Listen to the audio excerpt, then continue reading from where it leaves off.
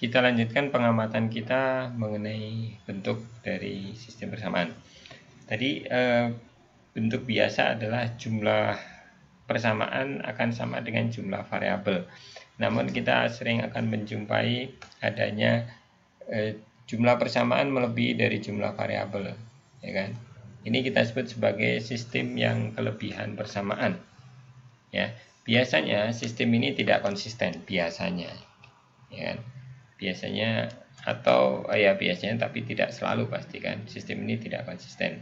Contohnya ada 3 di sini disebutkan. Ini contoh pertama, lihat solusinya. Dari mana kita bisa melihat dia tidak konsisten? Coba amati dari contoh sebelumnya. Nah, Anda bisa temukan di sini 0, di sini ada angka bukan 0. Ini menunjukkan bahwa dia tidak konsisten. Tapi ingat, biasanya tidak konsisten. Apakah selalu? Tidak selalu. Contohnya ini, kita lihat bahwa ini kelebihan persamaan. Ya kan? Persamaannya lebih banyak. Nah, namun di sini ketika kita urai, di sini semuanya 0. Nah, ya kan? Berarti apa? Berarti dia konsisten masih, gitu loh. Berarti kita ada solusi di sini. Contohnya, dia ada, kalau kita hanya punya 3 persamaan maka dia membentuk segitiga, ya. Terus yang C kita lihat dia juga tetap konsisten ini. Oh, konsisten, iya, ya. Ada solusi ya. Dengan XY dinyatakan dalam X3 maka kita peroleh begini. Tapi dia punya solusi banyak karena ada variabel yang tergantung. Nah, sebaliknya kalau tadi persamaan, kelebihan persamaan, sekarang sistem yang kekurangan persamaan. Kalau tadi kelebihan, sekarang kekurangan persamaan. Sistem kekurangan persamaan atau underdetermined, gitu. Jadi jumlah persamaan lebih sedikit daripada jumlah variabelnya.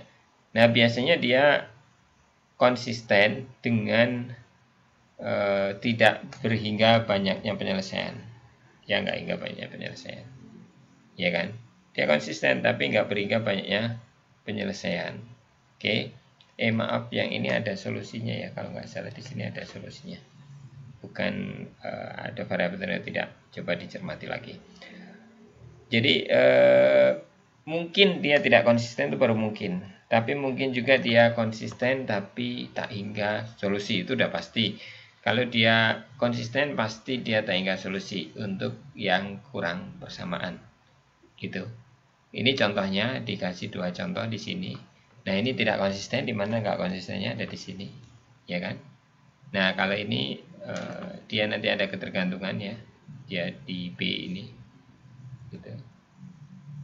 Sehingga X5 sama dengan min 1 di sini. Nah, ini ada solusi, dia solusinya tergantung di sini. Oke. Ya.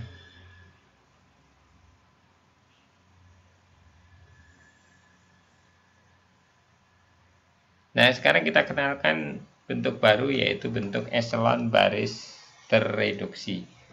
Tadi kita sampai pada echelon baris. Nah, sekarang ada echelon baris tereduksi. Apa itu echelon baris tereduksi? Simple, yaitu dia bentuknya echelon baris. Tahu definisi echelon baris ada 3, ya kan? Dia entry pertama bukan 0 harus 1. Kemudian jumlah 0 entry pertama, jumlah 0 elemen ke K plus 1 itu pasti lebih sedikit dari jumlah 0 elemen, pasti lebih banyak daripada jumlah elemen 0 di K. Ya. Elemen pertama bukan 0 tadi udah tahu ya, semua elemen yang awal di nolin. Kemudian apa? Jumlah elemen 0-nya yang semua 0 pasti di bawah elemen yang ada tidak 0-nya. Oke. Kemudian ditambah satu definisi bahwa entry bukan 0 pertama dalam setiap baris adalah satu-satunya entry bukan 0 dalam kolom yang bersangkutan.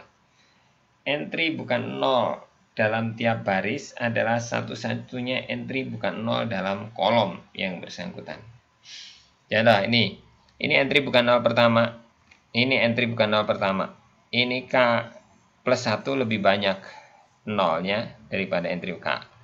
Nah, ini tiap kolom, ini ada entry bukan nolnya dan dia satu-satunya. Ini tiap kolom ada entry bukan nolnya dan dia satu-satunya, kecuali di augmented ya. Ini entry bukan 0 dan dia satu-satunya. Ya. Ini entry bukan 0 dan dia satu-satunya. Nih, lihat bentuknya. Ya. Dia di kolom satu-satunya. Entry bukan 0. Entry bukan 0 pertama, tapi hanya untuk yang pertama ya. Entry bukan 0 pertama dalam setiap baris adalah satu-satunya entry bukan 0 dalam kolom yang bersangkutan. Ini bukan 0 pertama, bukan 0 pertama, satu-satunya. Ini ada 2, ini ada, nah begini. Nah, ini yang disebut eliminasi Gauss-Jordan. Jadi, tidak selamanya bentuknya adalah seperti ini, bentuk yang kita kemarin sebut, saya bilang bentuk ideal. Enggak selamanya, ternyata ada bentuk-bentuk lain seperti ini, dan yang seperti ini, dan yang seperti ini. Ini adalah bentuk eselon baris terreduksi dengan nama prosesnya adalah Gauss-Jordan. Nah, sekarang kita sudah sampai pada Gauss-Jordan. Simpelkan definisi Gauss-Jordan. Di sini ada contohnya. Anda bisa lihat contohnya, Anda bisa cermati contohnya, dan bagaimana caranya. Tetap kita menggunakan prinsip pivot, bagaimana mengenolkannya dan lain sebagainya. Nah, setelah itu baru kita masuk ke aplikasi. Silakan Anda cermati masing-masing aplikasi yang ada di sini. Nah, saya nggak akan uraikan, tapi coba Anda cermati aplikasi-aplikasi yang ada di sini, baru nanti kita lanjutkan.